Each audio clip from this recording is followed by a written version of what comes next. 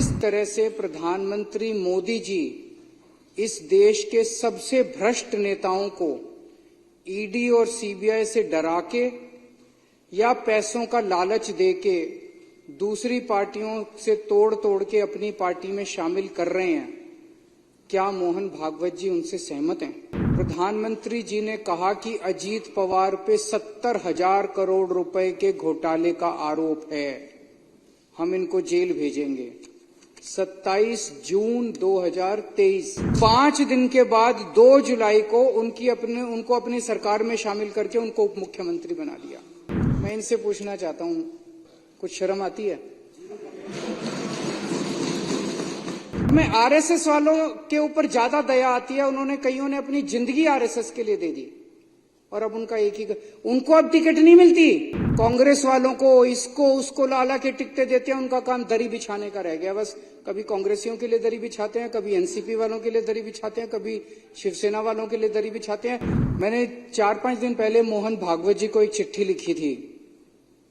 उस चिट्ठी में मैंने मोहन भागवत जी से 5 मुद्दों की बात की थी और उसमें एक मुद्दा ये भी था कि जिस तरह से प्रधानमंत्री मोदी जी इस देश के सबसे भ्रष्ट नेताओं को ईडी और सीबीआई से डरा के या पैसों का लालच देके दूसरी पार्टियों से तोड़ तोड़ के अपनी पार्टी में शामिल कर रहे हैं, क्या मोहन भागवत जी उनसे सहमत हैं? मोदी जी ने खुद कुछ दिन पहले जिनको भ्रष्टाचारी बोला, अमित शाह जी ने खुद कुछ दिन पहले जिनको भ्रष्टाचारी बोला, भारतीय जनता पार्टी ने खुद जिन लोगों को कुछ दिन पहले भ्रष्टाचारी बोला, कुछ दिन के बाद उनको अपनी पार्टी में शामिल करा लेते हैं। 27 जून 2023 को प्रधानमंत्री जी ने कहा कि अजीत पवार पे 70,000 करोड़ रुपए के घोटाले का आरोप है, हम इनको जेल भेजेंगे। 27 जून 2023 और 5 दिन के बाद 2 जुलाई को उनको अपनी सरकार में शामिल करके उनको उप मुख्यमंत्री बना दिया। मैं इनसे पूछना चाहता हूं, कुछ शर्म आती है?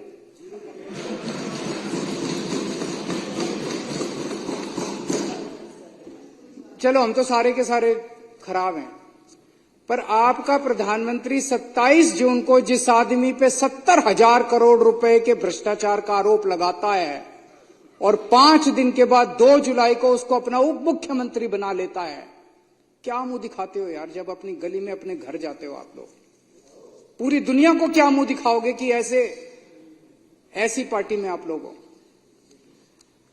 22 जुलाई 2015 को भारतीय जनता पार्टी एक वो निकालती है असम के अंदर, उसमें कहती है कि हेमंत बिश्व शर्मा बहुत बड़ा भ्रष्टाचारी है। 22 जुलाई 2015 को, और 1 महीने के बाद 23 अगस्त 2015 को उसको अपनी पार्टी में शामिल कर लेते हैं।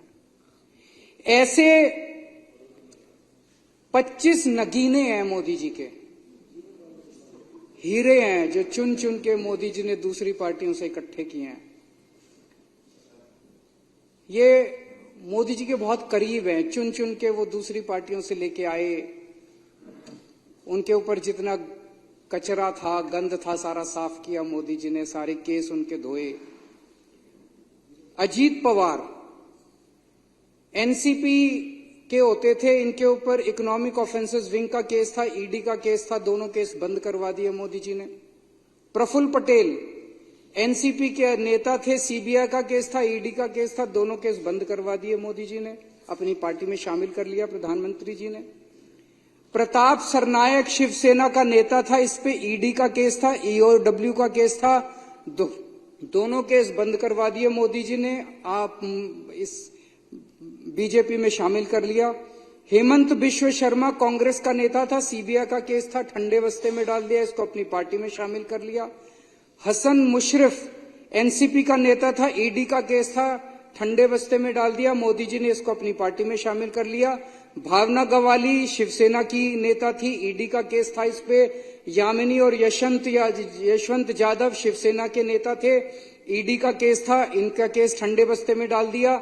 सीएम रमेश, रविंदर सिंह, संजय सेठ, शुभेंदु अधिकारी, के गीता, शोभन चैटर्जी, छगन भुजबल, कृपा शंकर सिंह, दिगंबर कामत, अशोक चौहान, नवीन जिंदल, तपस रे, अर्चना पाटिल, गीता कोड़े, बाबा सिद्दीकी, ज्योति मिंडा, सुजाना चौधरी, ये इनकी ईमानदारी है। ये जीरो टॉलरेंस है। शर्म नहीं आती लाल किले के ऊपर खड़े होकर पूरे देश को बेवकूफ बनाते हैं, कहते हैं ईमानदार हैं, भ्रष्टाचार के खिलाफ लड़ाई लड़ रहे। ये 25 नगीने हैं। वो पहले नवरत्न होते थे अकबर के जमाने में, अब ये 25 रत्न हैं प्रधानमंत्री जी के, जिनको मैं आरएसएस के अंदर कई ऐसे लोग हैं, प्रचारक कहते हैं उनको, जिन्होंने अपनी जिंदगी जो है वो आरएसएस को दी है।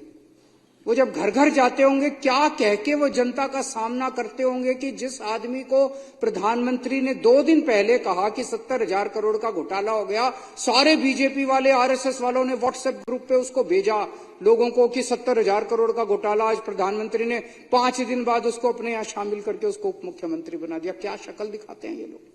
मैं पूछना चाहता हूं सारे आरएसएस के कार्यकर्ताओं से, मैं पूछना चाहता हूं सारे बीजेपी के नेताओं से कि कैसे आप लोग अपनी गली, अपने मोहल्ले के अंदर जाते हो।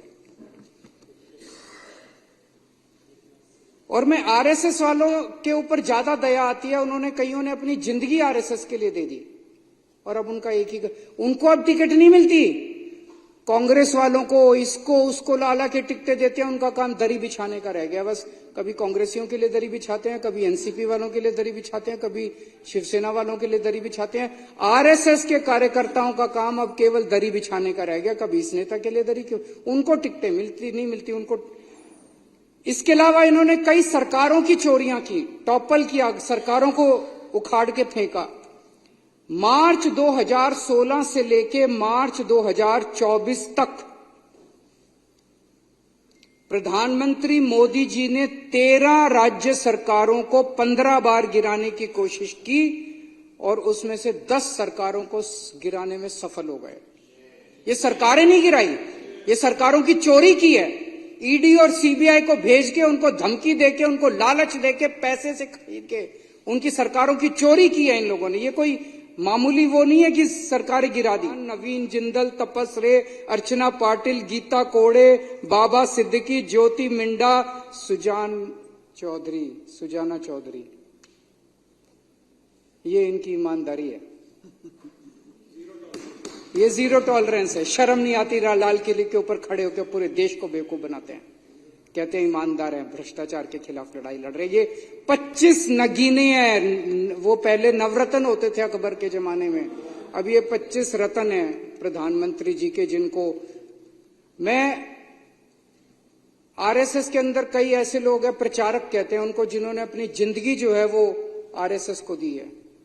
वो जब घर घर जाते होंगे, क्या कह के वो जनता का सामना करते होंगे कि जिस आदमी को प्रधानमंत्री ने 2 दिन पहले कहा कि 70,000 करोड़ का घोटाला हो गया, सारे बीजेपी वाले, आरएसएस वालों ने व्हाट्सएप ग्रुप पे उसको भेजा लोगों को कि 70,000 करोड़ का घोटाला। आज प्रधानमंत्री ने 5 दिन बाद उसको अपने यहां शामिल करके उसको उप मुख्यमंत्री बना दिया। क्या शक्ल दिखाते हैं ये लोग। मैं पूछना चाहता हूं सारे आरएसएस के कार्यकर्ताओं से, मैं पूछना चाहता हूं सारे बीजेपी के नेताओं से कि कैसे आप लोग अपनी गली, अपने मोहल्ले के अंदर जाते हो। और मैं आरएसएस वालों के ऊपर ज्यादा